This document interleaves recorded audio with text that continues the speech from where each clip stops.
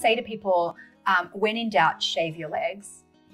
And there is some truth to that of sometimes you don't know what to do, so you're paralyzed. And I think you can always go and shave your legs, and it does shift your energy sometimes. And that could be true for anything. You could say, when in doubt, clean your fridge out. When in doubt, clean off your computer screen. You know, when you just do something and you go, oh, I feel so good. Okay, I feel like I've shifted something.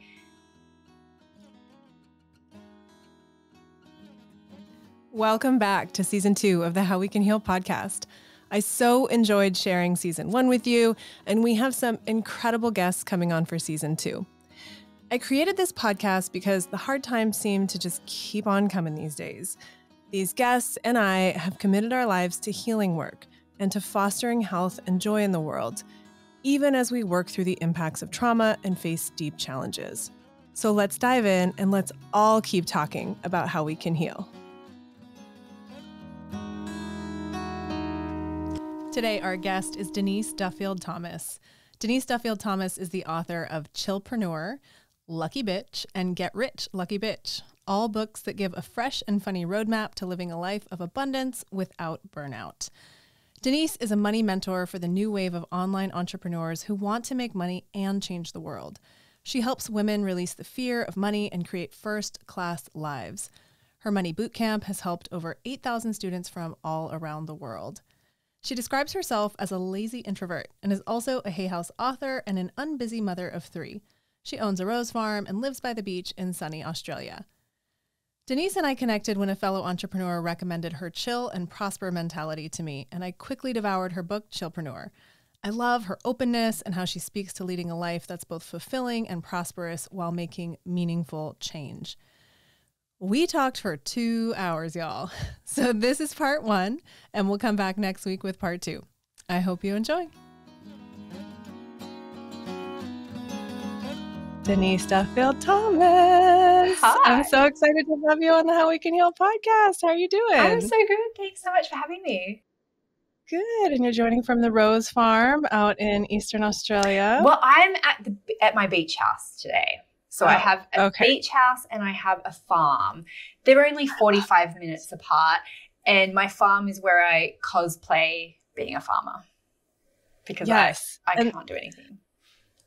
And I'm so excited to talk to you today because a lot of folks, I work with trauma and I work with a lot of people who are going through it and people who have big visions of healing centers and gathering and connecting on farms with the earth and at the beach with the water. So I just love that you have those spaces. And from everything I know about you, you're really helping people access those spaces in a way that's relaxed and chill rather than stressful. So I want to dive into all of that. That's actually been a really good learning for me.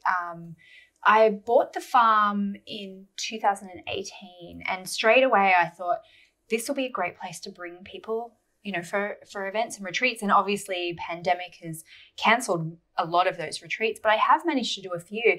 And what was interesting to me is I kept on thinking when people come, I'm like, I have to give them so much information and I have to fix all the problems of their life and we have to do all these things. And I took one lady there into our rose tunnels and I just said to her, go pick a rose that represents where you are in business at the moment. And it was so profound and emotional for her. And now I realize so much that spaces are so healing for people and I don't have to push it. I don't have to force things. I can just allow people to be in that space. And I've got a retreat coming up in August and it's just such a big lesson in not overdoing the agenda because space is so needed for all of us at the moment. It's so necessary. And I feel like when we're pushed too hard, it's like that contraction goes against what we're trying to do with healing. We're trying to ease in. We're trying to, let stuff come to the surface. And when we're like, come on, let's go. Let's heal right now. Yeah, let's get there. Yeah. And that's actually, I think, really common as a trauma therapist, really common. People get it out, let's get it done. And a walk in the rose bushes might do a people why am I walking in the rose bushes? Let's get this out of here. And you're like, well, because that's the way. That's the way. It. Yeah. So you've been an entrepreneur and a writer and all these things for a long time. I'm curious when you first recognized, like, I need to chill. This way isn't, was there a like, this way isn't working? Or were you always just blessed with the chill vibe? I'm literally half-half. Yeah. So I've always been someone who naturally tries to find a shortcut to do something. I'm always like, why would we do it that way when we can do it this way and save time and energy and effort? Which I was kind of called lazy for, but it wasn't. It was just, I was like, this seems really smart. The other side of me, though, is such a overcommitter, someone who is delusional about time and space, linear time and space. I think I can do everything all at once. I struggle to set boundaries. So I really go between the two, and I'm really honest about that, especially in the book. I say, being a chillpreneur is aspirational for me too, because of all these, I have to understand that about my personality. And that's part of the book, is to say, know thyself and prosper. Yes. And for me, I know I'm that person, so I have to sometimes put different things into place to combat that despite myself. So I'm totally 50-50. And to know when you're in that space of, oh, I'm really excited right now. I think I can do everything. I'm totally underestimating how much time this is going to take. Like, let me keep a little bit of awareness of the part of me that shows up when, oh my God, I overcommitted. This is taking way longer than I thought it was going to, and all that stuff. It's like the balance, like this co-consciousness of parts of ourselves, right? Like, and sometimes that's a system in place. And so I'll give you a great example. If people contact me to do an interview, I'm just like, yeah, let's do it, whatever. But I have a system in place with my Calendly account that it can only book 4 interviews in one day. And actually it's less than that, but I'm promoting a book. And the calendar puts time in between sessions. Nice. Because I used to do things back to back and not have any time to pee or get fresh water or fresh tea. And so my calendar does that for me. There's half an hour between each appointment. So it has to override my tendency to say yes to everything. And so I try and look for little things like that to do it in spite of myself, because I will say yes otherwise. And I will just think I can do it all. And I get myself in trouble all the time with it. So I try and learn from it by putting systems in place, not changing my behavior, because I do think behavior change is really hard for people. It's challenging. It's challenging, yeah. It's really challenging. But that's one way to reinforce it, is to put external things in place, right? So it's like, if you're on your way to, great example, you're on your way to make your coffee in the morning, you step on your yoga mat on the way there, you're like, oh, right. I keep saying I want to do 5 minutes of yoga in the morning. What's that sticky thing on my feet? Oh, it's my yoga mat, right? It's like just something that sort of interrupts a pattern. Was there anyone that you found you could really look up to that was, a chillpreneur, just seemed like they were winning at life, having a great life, and not getting caught up in the stress? I think the seeds of the book were really planted when I read The 4-Hour Workweek, which I read in my 20s. And that really led me on a path to really seeking out kind of entrepreneur communities, because I didn't know anybody who was even an entrepreneur. Yeah. And I think when you're surrounded by people, a lot of my friends, this is probably mid-20s, so a lot of my friends were working in consulting roles. A lot of my friends were like Accenture, Ernst & Young, Deloitte, PwC. And I tried to go that route, and it was so horrible for me. But I didn't have any examples, and that's so important, because you have to normalize what you want to be. And when I tried to talk about things like the 4-Hour Workweek or passive income or, online business with those friends, they really felt like I was doing something scammy or wrong. And then my friends from back home who were in, nursing and teaching jobs, they were not in that space either. And so I don't think I really found a lot of people who were doing business in the way that I wanted to. I saw a lot of examples of what I didn't want to do once I got into the entrepreneurial world. And I remember, and no offense, I'm going to name people, but like when Gary Vee was, talking, I tried to follow him because so many of my friends were, and he was like, you have to produce 60 pieces of content a day, or I'm paraphrasing, but I just went, oh my God, I can't do that. But also I realized how many people I was following, particularly men who didn't have kids, didn't have a lot of the caring responsibilities that, that I had. And I realized, I was like, I think I need to write a book too about that. Because I remember being really annoyed at Tim Ferriss that he wasn't talking about that stuff. And then I'm like, but he can't. He would only ever be able to talk about it from his perspective and his point of view. Right. And so I was like, well, I'm going to write a book. And that's when I started writing Chillprenuer. I'd had my second baby. I was just really conflicted and just going, how am I going to do this? Because my creative life is so important to me. My, quest for freedom and financial independence is so important to me. And suddenly I was like, how am I going to do this? It was kind of made it work with one kid, and then I'm like, two, how am I going to do it?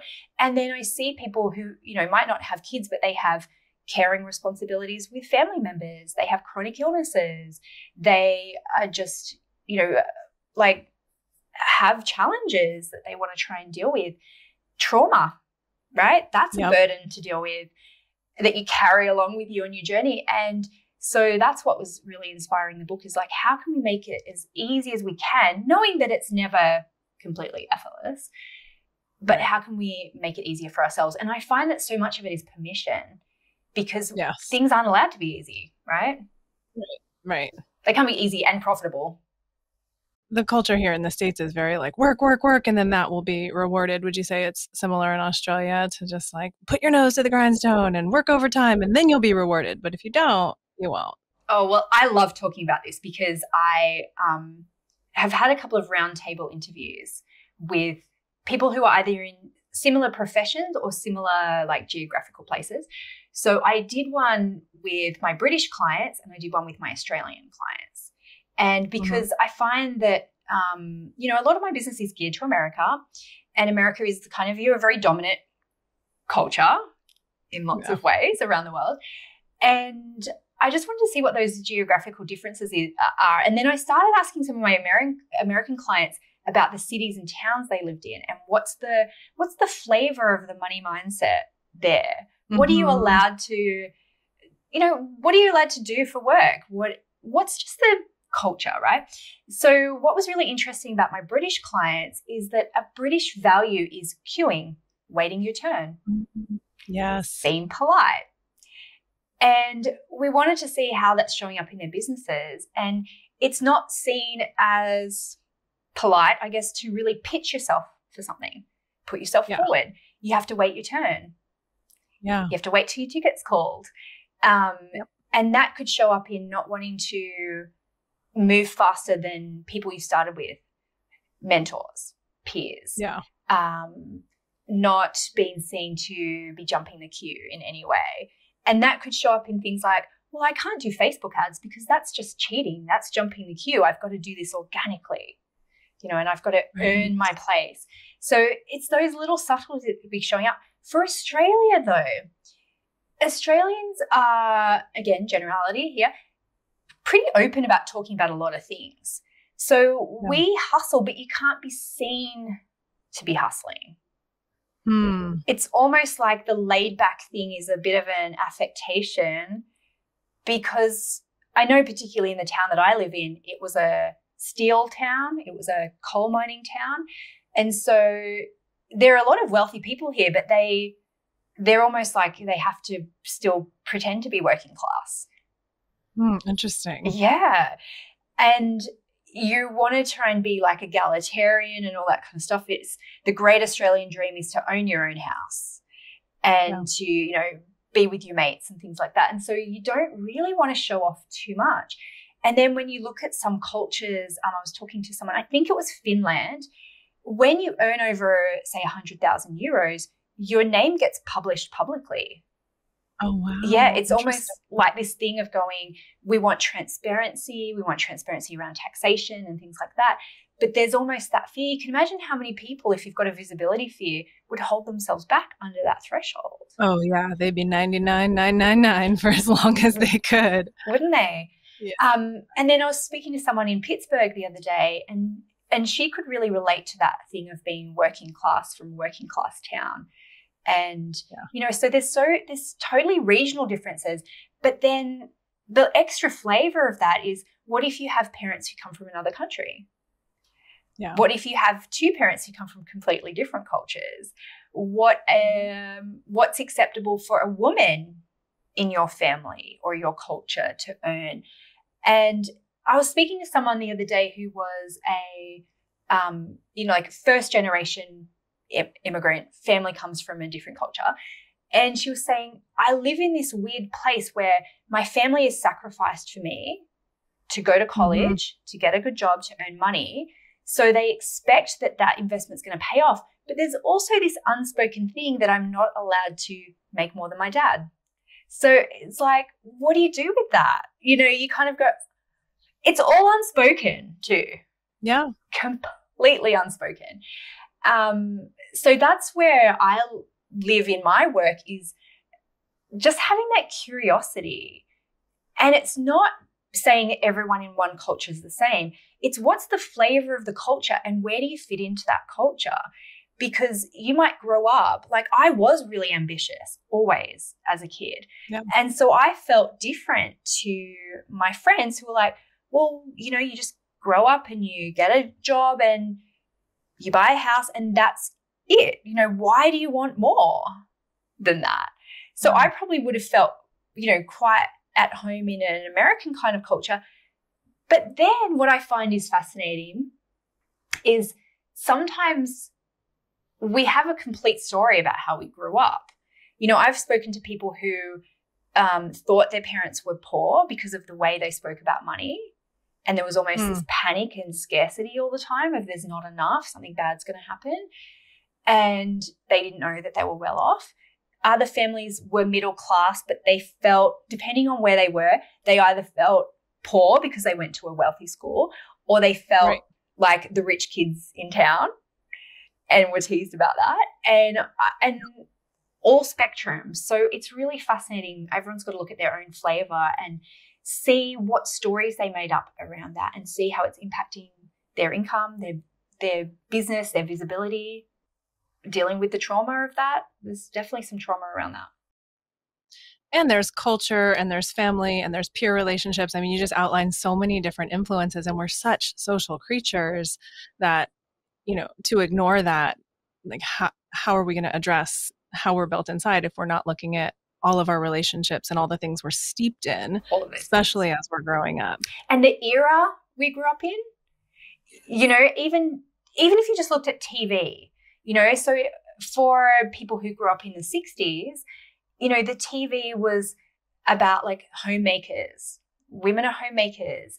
And then the rebels who were like, Mary Tyler Moore, or, the single girls who went off, they were really seen as outliers. And they grew up seeing things like Bewitched and I Dream of Jeannie, these women who had these powers, but they really just wanted to be ordinary housewives. And then I grew up in the era of like Dynasty, of the rich bitch. And, in the 90s, if I saw women in movies and TVs who had a business, it was like a little failing florist shop or, a bookstore that's going under, or that push-pull of career, family.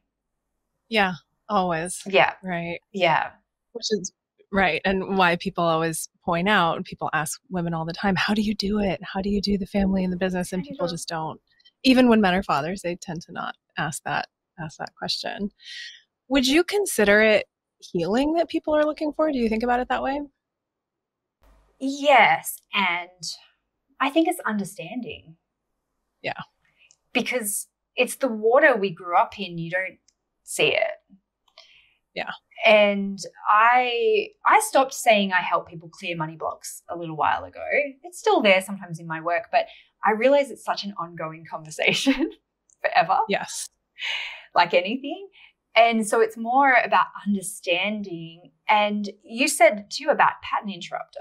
I talk about that a lot in my work of going, let's look at your origin stories. Let's look at how it's impacting you and connect the dots. And let's do some pattern interrupting. One, so you can even just understand it and see it and recognize it next time. But also then there's some things you can stop and some things that will be an ongoing like battle, sometimes even just an ongoing conversation. And I find the big, deep ones, the ongoing stuff are things like imposter syndrome and guilt around money. That follows people a lot. The top line things of, it was impolite for my family to talk about money. That's why it's hard for me to send out an invoice. Oh, okay, cool. I can do something with that. So it's really understanding where is this fear coming from, or where is this limitation coming from? And some of those are coming from culture and society, and some of those are coming from family.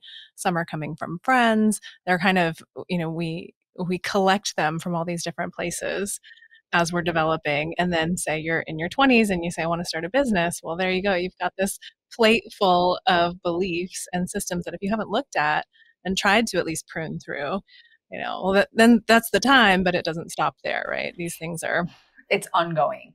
I actually call it excavation work because there's so many layers that are really compacted over time. All the things we mentioned before about how did you grow up and what era you grew up in, and what did your family say? What was school like for you? What was your teenage times? Teenager work. I actually love doing inner teen work for money. Yes, me too. It's the best. But it's just like this layer. And so sometimes we think, we have to clear everything before we're allowed to make money. But it's actually this excavation work. And every now and again, you find this golden nugget, and that's your reward of doing the work. And it means, I found this little golden nugget. I can up my prices a little bit. That's great. So the good news is you don't have to clear everything for you to make money. You're just always looking for those little nuggets of gold that reward you. I'm trying to remember where I heard this, but someone talks about like when you are growing a business, and I've worked with some students and other professionals who were applying trauma work to growing a business and sort of saying, look, I tried to grow and then this fear came up and I went into hyperarousal, or I went into, I'm going to hide in the closet, or whatever our sort of biological reactions to these things are. But it's so interesting just to map growing something like a movement, growing, I have a yoga for trauma online training program, and I invite people into that space. And it's like every time I think intentionally, I want to grow this space, and you push a little edge, something comes up, some interesting thing. It might be familiar, it might be new, it might be a golden nugget, but there's always that, people talk about just moving out of your comfort zone, right? And then more information comes up. So it's interesting because in terms of especially early childhood trauma or things that we go through in life that we don't really think are affecting us, well, then we take the action and we do something bold, or we do something we really care about. And then that stuff comes back to the surface, right? Then those thoughts and beliefs pop up, and they just kind of, like the little prince or something, I think they were saying. It's just like, hey, here I am. And you go, that was sitting there the whole time. I just didn't know, because I was kind of cruising in a place I became comfortable. Absolutely. And it's totally okay to do a bit of a scattergun approach to that, because sometimes you do need to just work on the surface stuff. And sometimes you need to do the deep stuff, but it all kind of works. I actually say to people, when in doubt, shave your legs. And there is some truth to that, of sometimes you don't know what to do, so you're paralyzed. Yeah. And I think you can always go and shave your legs, and it does shift your energy sometimes. And that could be true for anything. You could say, when in doubt, clean your fridge out. When in doubt, clean off your computer screen. When you just do something and you go, I feel so good. Okay, I feel like I've shifted something. Because it is ongoing work, and sometimes people are so scared to look at all of the things. And I'm like, we can jump around. That's totally fine. And actually what I do in my Money Bootcamp, I pick a topic for us to talk about every month. And I never know where it's going to lead us to, ever. And for sometimes, like, I'll give you an example. Let's talk about weddings. Let's talk about weddings this month. And the tentacles that went out, for some people it was totally surface, because it was like, I've never been married. Cool. Well, like what's even just a relationship to weddings in general and money. So it could just take out this little surface memory of going, oh yeah, like, you know, I didn't go to someone's wedding because I couldn't afford a present. Oh, okay, cool. It's got something there. But for some people, it like has these really deep tentacles of, you know, stories that they heard about weddings or marriage, or, you know, deep traumas from generations past or things like that. And so it you can just examine it and take what you want from that, from a place of curiosity to a curiosity. And I would love to ask you a question, Lisa. Yeah, please. A question I've been asking people a lot recently to see where that goes is, tell me about your school shoes growing up. Yes. Yeah. And I would love to hear your school shoes. Tell me your school My shoes. school shoes. Tell me about your school shoes growing up. Okay, so this is what the first memory that comes up. I probably like 3rd, 4th grade, I had this really cute black jean skirt. It was like gray black jean skirt that I loved, that I wanted to wear every day. So I wore it pretty much every day. And then I had like a blue shirt, an aquamarine shirt, and a blue-green shirt, a green-blue shirt, a blue-green shirt, and an aquamarine shirt. So you can fill in there. They're pretty much all the same thing. And then we had Keds. Keds were popular at the time, the kind of slip-on ones. And maybe it was earlier or later that the shoe tie ones came in. But I started writing on my Keds with puff paint, and nobody else was doing it at the time. And then all the other kids started writing on their shoes with puff paint. And I remember my mom and my teacher, oh, she's such a leader. And I was so confused. I was like, what are they talking about? I'm just drawing on my shoes. Like, they're calling me a leader? Like, I don't understand what that means. And, you know, I just drew all over my shoes until those puff paints fell off and got another pair and kept doing it. So that's my first memory of school and shoes. But I love where you're going with this, because there's so much richness that could be in there. I mean, I think of a friend of mine always loved the lyric of James Taylor's song. She's got diamonds on the soles of her shoes. Do you know that song? Yeah. And I always loved it too, because I knew his shoe story was that, you know, he wanted nicer shoes and in school, and people would, I think, if I've got the story right, would make fun of his shoes, right? And so when he hears that lyric, she's got diamonds on the soles of her shoes, there's all this connection to it. What's your shoe story? Well, first of all, puff paints, yes. Right. Hello, yes. That was brought back a memory for sure.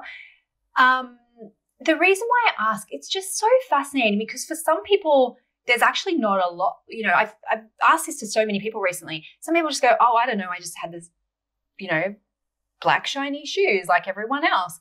And I can glean a little bit even from that to go, okay, so money wasn't super talked about in your family, you know, whereas some people, it's, they were so keenly aware of the price of something like that. Yes. In Australia, we wear uniforms. So you have to wear, you know, generally like black shoes, for example. And so I can tell if someone's, you know, did they go to Catholic school? Did they go to private school? Because generally they would have had to wear like black leather shoes. Public schools in Australia, you can kind of wear more joggery kind of things, but they still have to be black. And for some people, it's like I was allowed one pair of shoes a year, you know, and I was just keenly aware of those discussions of when school started. For some people, though, it was I had to have the geeky shoes, and all the cool kids wore Doc Martens. And it's really fascinating even to see what age people are when they tell me about their shoes. Yeah. Because for some people, they were, again, keenly aware of money at too early an age. For some people, they didn't even know about money until the contrast started with their peers, usually around the teenage time, when it was like, this was cool, this was not cool. And then you've got trauma for sure, of people going, you know, I had to have elastic bands on my shoes, or I had to have, you know, hand-me-downs, and then it's really interesting seeing for sometimes birth order. That's another layer too, of going, I never got to have the cool thing, or I was the oldest and I had to have really sensible shoes, but by the time my youngest came around, they were allowed to have whatever they wanted. And you just go, oh, there's just so much gold. And for me, it was one pair of shoes a year. And they were a little bit big because mum was like, you need some room. You know, when they put their thumb on your shoe, it's like, there has to be lots of room. So they were like floppy, and then they fit for like 2 terms, and then final term they're always really tight. But what came up for me around when I started looking at school shoes, I remember I went to go buy a special bra for an evening gown, and it was like a plungy kind of evening gown. And I remember going to the bra store and saying, like, you know, do you have special bras for this? And they were like, oh yeah, we've got this special bra that has like this real plunge to it. And it was like a strapless beige bra. And this was only like 2-3 years ago. I was already multi-millionaire. And I remember just going, you're not allowed to have 2 beige bras. Wow. Like, you can't have 2. You get 1 black bra, 1 beige bra. That's it. Yeah. And it's really fascinating to see what you were allowed to have. You know, what were you allowed to have compared to your peers? Where did you first see that contrast? So, yeah, that's a fun one to ask. And then what does it mean if you have 2 beige bras, right? Like, that's that little, okay, if you are going to get it so you can wear it with this gown, well, then what are you feeling about yourself? What does that mean about you? And how conscious are you of that? Because I think most of us, we either just don't do the thing because we're like, oh, that's not allowed, or we don't really unpack, well, why am I not allowed to have 2 beige bras? Like, who made that rule, right? Well, I find that people either unknowingly conform or unknowingly rebel. Yeah. And it's just understanding that. And I had a really profound experience when I bought my farm. Because one, I was like, you can't have 2 houses. You know, and for me, it's the same conversation about you can't have more than 2 beige bras. I was like really stretching the limits of like, what am I allowed to have? Okay. And growing up, I never had bedside tables. Yeah. And it took me well into my 30s to buy bedside tables and to hang art on the wall because we moved so much as a kid. And so when I bought my farm, I had this big barn, and I started almost compulsively buying things. And so what happened was I loved thrifting. Love thrifting. And I went into this thrift store, and it was this like couch, and it's this particular couch. It's like wooden arms and rattan back, and you know, heavy kind of wood, and then cushions you could take off. And I went, oh wow, this would be so cool for the farm. We could paint it white. We could, you know, get it all recovered. And I was like, this is great. I went into the next thrift store and I saw an identical one, and I went, identical, this is cool. I'll buy 2 couches. And then I was like, how cool would it be if when I had events at my farm, everyone sits on these cool couches rather than chairs? And so I went, I wonder if there's more of these. And someone told me, oh, it's called a Java, whatever, something. And so I looked on Marketplace and I found 2 more couches that were exactly the same. And then I went into this hyper focus, like a collect 'em all, Pikachu, Pokemon moment. I hired a truck, and for over a weekend, I collected 22 couches. Wow, that's a lot of couches. Yeah. And each one, like, it was like $100. Some of them were free. People were like, come and get this couch. It's been outside forever. Some of them were, like $200 or whatever. And I went, like, I literally got 22 couches. And so it was like almost it's just this weird overcompensation of going, I was never allowed to have. Yeah. So now I'm going to have everything. And there's also something there of rescuing things. Huh. Yeah. Oh, these couches are out there and nobody wants them, but I want them and I will give them a home. Yes. And I will make them beautiful. And so they've all been painted white. I found a local seamstress to make new cushions for them. I've never been able to do a big event at the farm because of the pandemic, but I had to really recognize that in myself of going, and again, people might listen and might go, oh, you're bragging about being able to spend all this money. But the thing is, I recognize the pattern from when I was a kid, we never had a lot of money, but every now and again, my mum would have this lucky windfall and she would spend it on the most ridiculous things. And so we were just in this feast or famine kind of pattern. And it's almost like the amount of money that you have will magnify those behaviors, but the behaviors are still there. Right. Regardless of how much money you have. And you're repeating. Well, I think another important point is like the stress is so easily always there, no matter how much you have, right? And I've worked in clinics in like the poorest places in the United States and volunteered in, what people literally call slums around the world, really low income places. And I've worked with people who are also quite specifically princes and princesses. And the stress and the anxiety and the tension that comes around finances, there's different flavors for sure. And there's different access to resources. That's very important to pay attention to. But the stress seems to not go away for a lot of people. And it's for people who have maybe come from not having a lot to then having a lot, or for people who have just grown up with access to a lot of financial resources, there can still be so much stress and tension. And it's just the opposite of this like chill, enjoying life that I think most people want, right? Like most people, if they see an advertisement for a car, these people are like out on a joyride with their family or their dog, and they're just enjoying a Sunday afternoon. And we all go, oh, I want that. So I want that car, right? But like, we're looking for that, but it seems like wherever we land, there's just this gripping and this tension. What do you think about that? Yeah, absolutely. Money doesn't cure money blocks. That's for sure. And so I think we have to just be vigilant, compassionate to ourselves, cognizant of our patterns. And I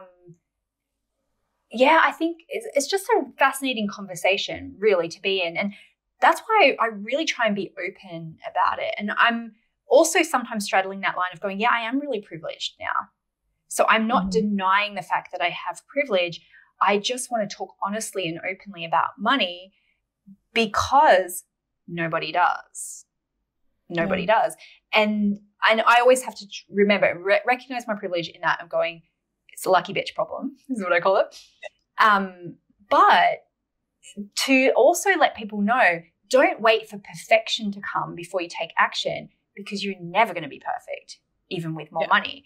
So the more that you can recognize that of going, I'm going to be the same person, I'm still going to have fears. Well, maybe I can then take action in my business because you're not waiting for you to be deserving of it.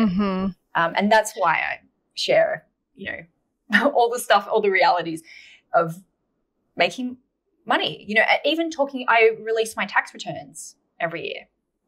Yeah. Because I want people to see it is just money. Money can solve a lot of problems in your life, but also not to be afraid of the bigger numbers. I pay $700,000 a year in tax usually. That's a lot of money. But I actually was terrified about my first year in business. Yeah. Because I was thinking I had to deal with all my trauma of growing up in the welfare system where bureaucracy was terrifying to my mum. Yes. And I had a really strong memory of being in the welfare office, answering questions, feeling like this person had power over my family's ability to eat. I didn't recognize that until I went, I registered my business. I got a free tax meeting in Australia. You can go visit someone at the Australian tax office. And I was having a panic attack. Yeah. And this man was just like, tell me about your business. What do you do? And he was like, keep all your receipts. He was like a perfectly nice, boring, civil servant kind of guy. And I was having a panic attack. I was so scared of this man and so scared of getting into trouble and doing something wrong. I hadn't even earned a single dollar in my business. And that's when I realized, I was like, I need to go and deal with that. And I think tax is a very, it's a collective trauma for us. Yeah, there's a lot Yeah, to and we explore have to there, be but okay I with it. love just the possibility of, and especially through your journey of, it was very terrifying. And then it shifted to, oh, wait a minute, maybe I can pay. You said $700,000 annual. Maybe I can just pay it. Like maybe I can afford it. Maybe it doesn't hurt my family. Maybe it's okay, right? It doesn't have to be this stress or pressure point. No, and I am chill about it now, but there's also things, again, of people going, I don't want to pay heaps of taxes, because they're also not willing to then look at the behaviors around that fear. So one thing I do is I have a quarterly meeting with my accountant. So we talk about what's coming up, what tax. It's never a surprise to me. It never comes out of the blue and then they're like, you owe us this. I prepay like $40K a month. And then every quarter I catch up. And then at the end of the financial year, I catch up. But I had to deal with all the fears around looking at my money. Yeah. Having conversations about my money. And I think that's really hard for people. So I had to do that in my first year. Now it's like, okay, cool, fine. But it's not hard paying $700,000 in tax. It was really hard having that meeting with the first tax guy before I even earned a single penny. And you know how we were saying before about how many people would be holding themselves under that 100,000 threshold? When I get people to start looking at their money stuff, one of the layers is to look at what's symbolic about where you're stuck. Because for some people, it's completely unconscious, but it's how much they earn in a job they hated, how much their dad earns, how much their partner earns, how much the richest person they know earns, just under a threshold of a consequence, a business license, having to charge tax, having to register for GST in Australia. Which is, I think, 70,000 in Australia, and then you have to charge people an extra 10%. And people, they don't even know that they're doing it sometimes, but they are. Or it could be just a figure in their mind of thinking, you can't earn more than that, and that figure could be something that's decades old from someone said something to you. When I started earning more, so I didn't grow up with my dad, but my uncle was kind of the wealthy, generous person in my family, and he was uncle by marriage. And even to the point where when I was living overseas, my grandmother died and my mum couldn't afford to bring me home. I called my uncle, and it's making me tear up thinking about it. So and he was really generous with information too, because as a kid I just loved hearing about business and talking about business. And one time he took me to his accountant's office for his meeting with his accountant when I was like 16. And I was always fascinated by this world. And I remember he was telling me like his, salary was like 150,000 or something like that. And when I got to 120, I just remember feeling this immense guilt. And I didn't realize why. And I was exploring, asking myself these questions. And I realized that I felt like I was disrespecting him, emasculating him, taking away his joy and pleasure of being wealthy. Yep. And then my other side of that was going, well, then am I the person that everyone's going to come to for money? Yeah. And it was like stepping into this new space where it discombobulates and changes power dynamics. Yes. And you have to look at that, right? Because it's, especially if you come from a family where it has a very specific pecking order or power order. Yeah. And it's always been like that from centuries of patriarchy. But now you can make your own money. No one can stop you, pretty much. You can do it with a smartphone and some internet. You can do it from your imagination. There's the systems and technology and all that stuff for us to be able to do it. And it's like discombobulating. Yeah. Especially when you start to move past one of those thresholds, or you gave so many great examples of these social relationships and connections and how they will show up, right? They'll show up like, I can't make more than my uncle, or the responsibility piece. Are people then going to come to me? And I know a lot of folks in, kind of worlds I'm in, it's like, well, then if I make more, then I have to help more people. I have to give it back, or I have to, right? And that's sort of like the guilt piece, and that can be a lot of different things. But it's so interesting. And I'm wondering, because I know you've taught and coached people in so many different ways along these lines, are there practices you go back to, sayings that you continue to say, maybe even still to yourself every day? What are some of the themes that help you with that daily practice of working with your mindset? So I teach a 3-step process kind of thing. And it's the origin story, connect the dots, pattern interrupter. So OCP. Yeah. But the truth is, you can come at it from really any angle. Sometimes people don't remember things from their childhood. And so then you would look at what's painful in your life right now. So you almost started the connecting the dots bit, right? In the middle bit. What's painful in your life? Okay, well, let's go back and see if there's something there, a top layer thing that you can remember.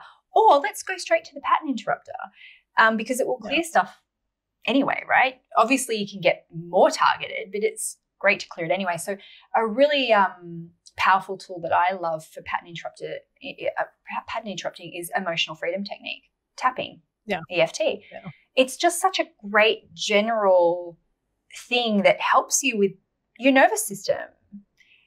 And then you can get more targeted as you get more specific. So I think slather that on everything. Yeah, just rub it in. Just rub it in. And then I think everything works.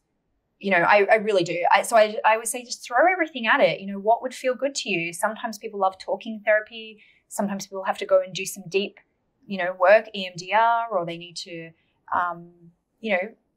do something a little bit deeper. Sometimes surface clean is good. Sometimes you need deep clean. Yeah. But I think everything works. Sometimes people get really caught up in what's the perfect thing. Yeah. And it's a delay tactic sometimes, isn't it? They're like, I want to know what the result's going to be before I commit to something. And it's like, okay, well, let's do a bit of EFT and see if we can loosen something. Because remember, it's excavation work, right? Sometimes the ground is so hard, it's so hard to even get in there. Yeah. And it's like, well, let's just put a little sprinkle stuff on top. Let's just, do a little bit of surface stuff. Sometimes that loosens some stuff. And sometimes you don't know where that's going to go. And, I'm not a therapist, so I have to be really careful at where we go into places. But I heard Will Arnett say this on a podcast recently: low-hanging fruit, still fruit. Yeah. Still fruit. Still fruit. And so it's just like, well, cool, what's one thing you can talk about or think about? And sometimes, you take away all that and then you get to some really dark stuff that then you go, now it's time for me to look at that. Yeah. And now it's time for EMDR or something that's a little more structured. I mean, the outline you gave feels like almost intro to EMDR. It's like, okay, what's happening now? What does that trace back to? And then sometimes that's enough to kind of go, oh, let me think about it. Let me process this. But sometimes you really need some more structured support to move through what that memory is, what that means, where it's lodged in your body and all that stuff. Absolutely. And that's not something that I can really help people with, but I feel like I'm a bit of a gateway to that. Yeah. But also, let's be real too, doing some of that stuff is sometimes really expensive. And hard. Exactly. And so, I feel like I still have to do all of that work too. I had some incredible trauma growing up, and I'm really privileged now that I can afford therapy. Yeah. I can afford to go get a diagnosis of ADHD. I can afford medication. I can afford vitamins. Yeah. I can afford, all of the things. And so I'm really trying to get people to deal with all their money stuff so they can make money, so then they can, create whatever they need to create. It doesn't mean your life's going to be perfect, but it's heaps easier with money.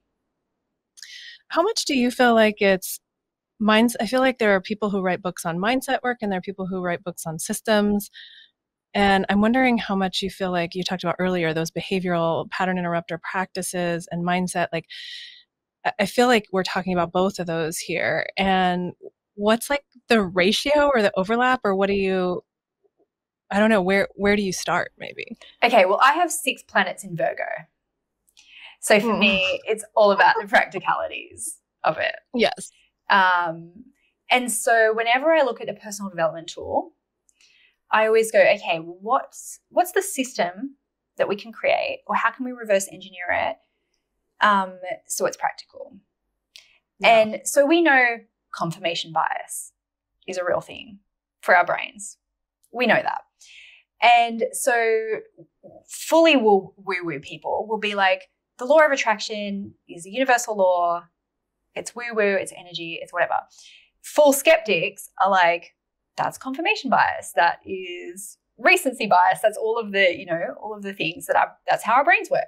So me in the middle going, well, let's do both of those things. Yeah. So if that is true, that our brains work that way, how can we reverse engineer that? So I use my phone. I have my goal on my lock screen because I pick that up a million times a day. It's subliminally going in. I have pop-up reminders on my calendar that pop up and say you're a best-selling author. And it's all of those things that are the repetition that if I had to sit down and meditate, this is where I think when I first found out about law of attraction and stuff, I was like, so do I just meditate every day on trying to be a good person? Do I have to be pure in my thoughts? And I was like, well, I'm not going to, so I clearly don't deserve good things to happen to me. Instead of realizing, well, the repetition of that is just as good, and so I started listening to subliminal audios really young, actually. I used to listen to those too. So good. Go put myself to sleep on them. Yes. And that stuff really works. And again, you can look at it from a woo-woo perspective, or you can look at it from a purely practical perspective. And I think I can really straddle both of those sides. And so I always just look at how can you reverse engineer that. I love like olfactory reminders and anchors.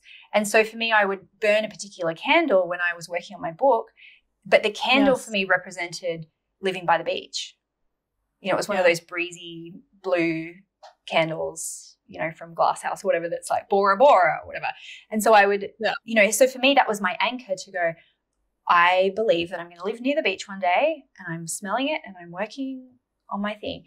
And it's all of those things. I think you can find a woo-woo or an incredibly skeptical thing for both, for anything that you do.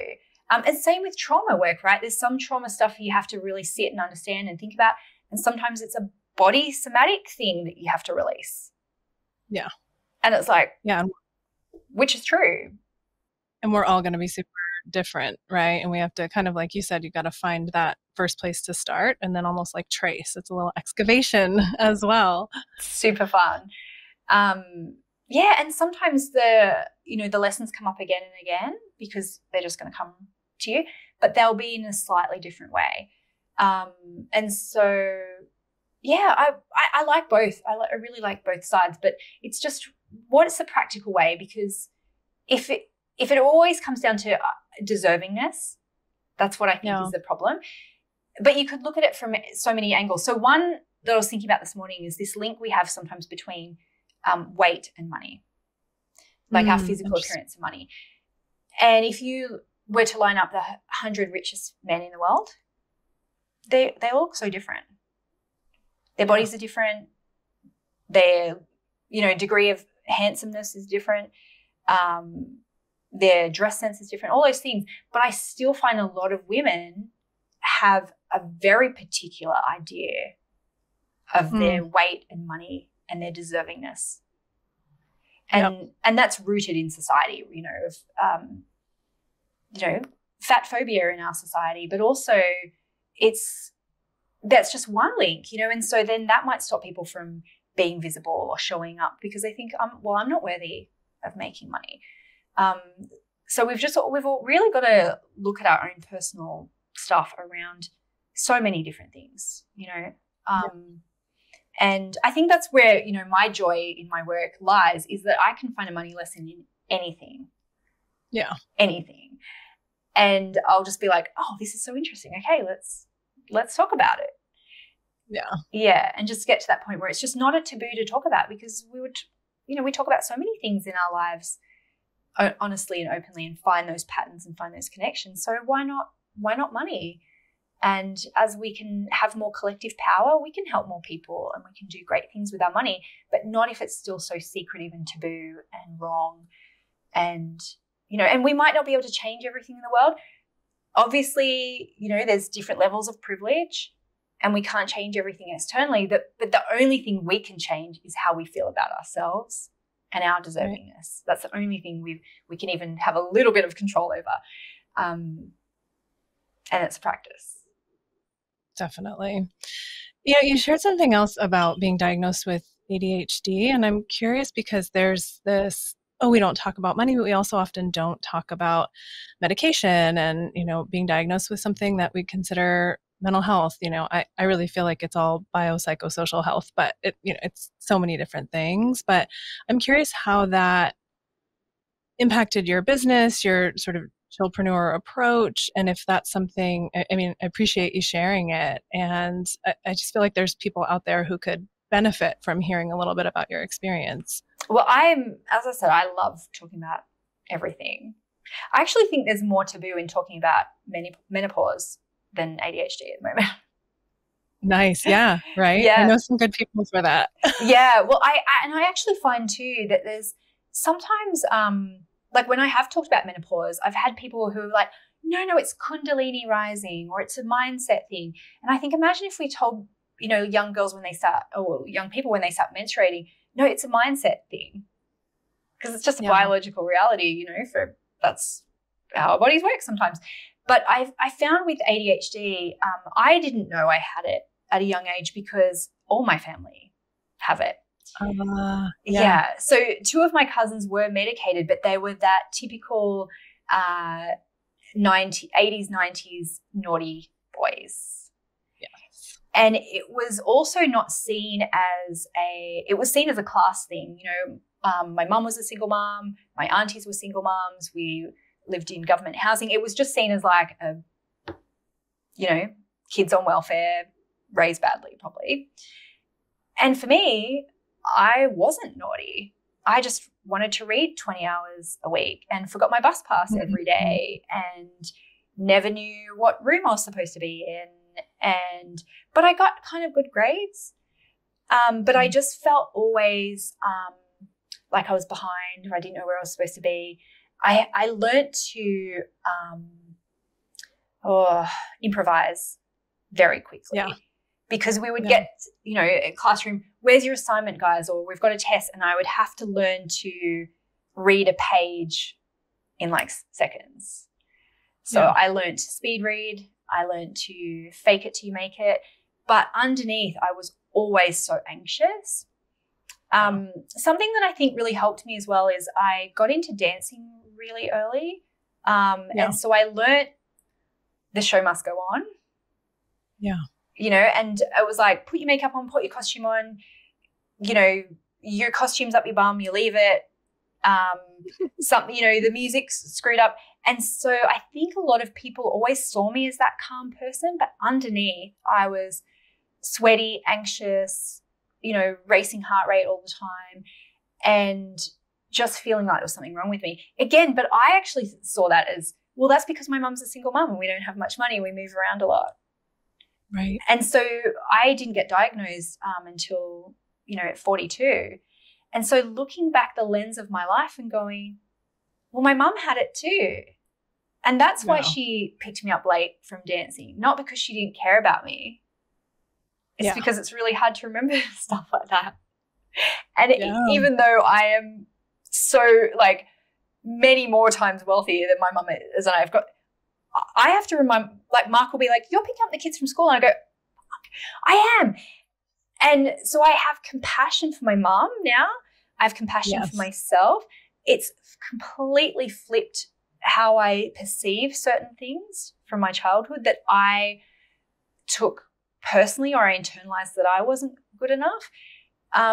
It's been a very strange thing. Even, and again, I don't mind talking about this, but even I've lost a lot of weight since being diagnosed because I would mindlessly eat and, that was a coping mechanism for me. Yeah. And the fact that my weight has changed now makes me look back and go, well, I never pursued dancing because I couldn't keep my weight under control. And I had this perception of myself as being, you know, a bigger person. And it's very strange then going, I'm not. I'm actually not meant to, you know, I'm actually a small person. And it's even when I go into shops now and I'll like grab something and they'll go, oh, no, you're this size. And I go, no, I'm not. And it's this thing of, and also because there was, you know, definitely traumas and unsafe situations, I always felt like I had to be bigger than I was. Yeah. And older and more mature as a protection mechanism. And so it has this vulnerability now of going, I'm actually a small person because I'm 5'4". I'm tall in my family, by the way. Everyone in my family is very small. But I felt like I was bigger than everyone else. You know, it's very, very, very strange. Medication has been a real gift to me because I think I really struggled maybe the last couple of years because I had so many ideas and things I wanted to do, and I really struggled to start things and finish things. Yeah. Yeah. And there's a real pain in that. Yeah. Real pain. I actually don't think I would have been diagnosed if not for the pandemic.